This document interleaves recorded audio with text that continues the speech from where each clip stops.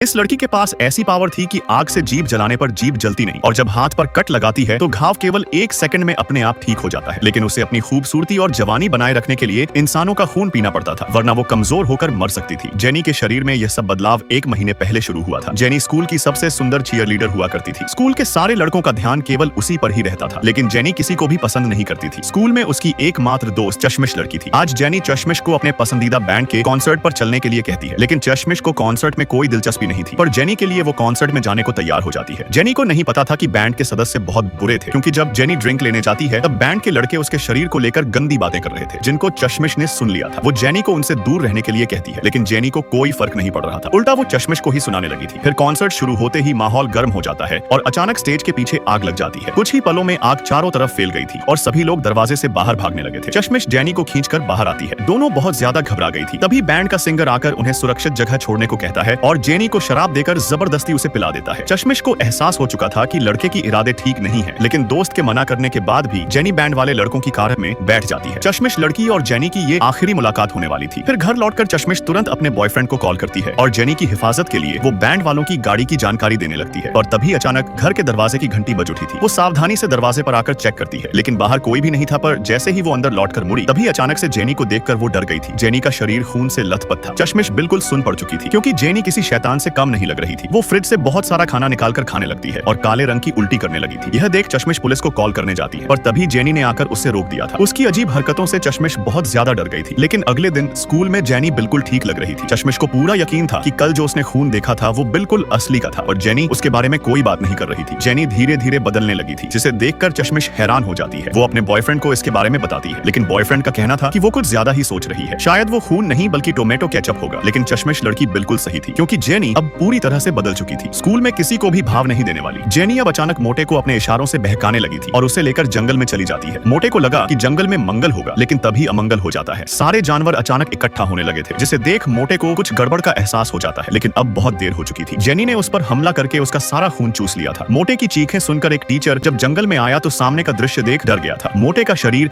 अंदर से पूरी तरह खोखला हो चुका था। मोटे की मौत से पुलिस सतर्क हो जाती है और पूरे स्कूल में डर का माहौल बन जाता है। खून पीने के बाद जेनी झील में नहाकर अपने आप को साफ कर लेती है। कोई नहीं जानता था कि जेनी के इस खूबसूरत चेहरे के पीछे एक खूंखार राक्षस छिपा हुआ है। दरअसल जिस दिन जेनी बेहोशी की हालत में बैंड वालों के साथ जा रही थी, तो चारों लड़के मिलकर उसे एक जंगल में लेकर आ गए थे। जेनी उनसे छोड़ने की विनती करती है, पर लड़के उसे बांधकर एक झरने के पास ले आते हैं। चारों लड़के मिलकर जेनी की बलि शैतान को देने जा रहे थे, ताकि उनका बैंड मशहूर हो सके। पर जेनी पवित्र नहीं थी, जिस कारण उसे मारने के बाद वो शैतान के वश में हो जाती है और चारों लड़कों का खून चूसकर उन्हें ऊपर पहुंचा देती है।